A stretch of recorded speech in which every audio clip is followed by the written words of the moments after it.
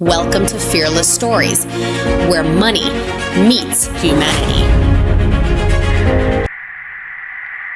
In today's episode, you'll meet Luis, not at his peak, but at the beginning.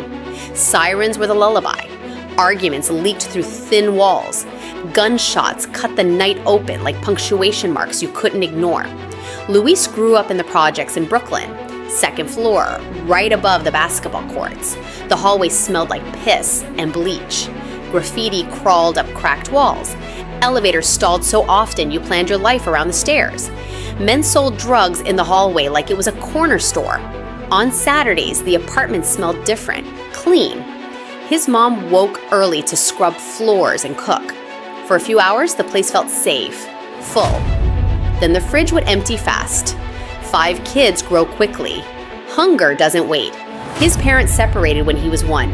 His dad wasn't around. His mom worked. A lot. Home was loud with people and quiet where it mattered.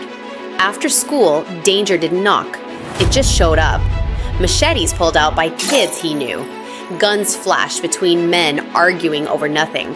Cops knocking on doors, asking questions everyone knew the answer to. You learned early what not to say. I didn't see nothing, because being quiet kept you alive. The first time Luis felt different wasn't dramatic. It was boring. Same block, same faces, same outcomes, day after day. He remembers thinking, this can't be it. There has to be more than this. Money made the difference obvious. Hand-me-down sneakers on the first day of school. A brother's friend calling it out in front of everyone. The lie about having a PlayStation. Nodding along, pretending you knew the game. There was a pair of sneakers he wanted once. His dad said he'd get them. Luis is still waiting. To survive, Luis became a mix of things. Tough, so no one tested him. Funny with his boys. Invisible when he needed to be. When friends drifted toward trouble, he drifted away. Staying alive meant staying selective. By 13, he was responsible for things kids shouldn't be. Taking care of his niece, feeding her, dressing her. People thought she was his daughter. He also helped raise his younger siblings. Middle child energy. Too young to roam. Old enough to carry weight. Money in his house meant access. Freedom. When Luis started working, packing bags at a supermarket, something shifted. Legal money? His own. Clothes he chose. Needs he covered. He saw the difference between earning and hustling. Bills were late sometimes. Food ran short. Money wasn't discussed, only complained about. No plan, no map, just pressure. The question stayed open, how do I get out? The first real chance came when his mom decided to leave New York. Luis could have stayed. The apartment was in his name, rent was cheap, bills were his. Freedom, finally. But he left anyway. New surroundings, a chance to reset.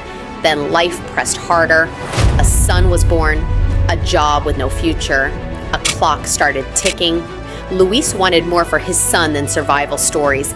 He joined the army. Basic training felt like a cage, but it forged something solid. He believed he could do it because he'd seen his brother do it. Proof matters when fear is loud. He stopped believing public assistance was a destination. He started believing it was a bridge, meant to be crossed, not lived on. Today, money is about provision.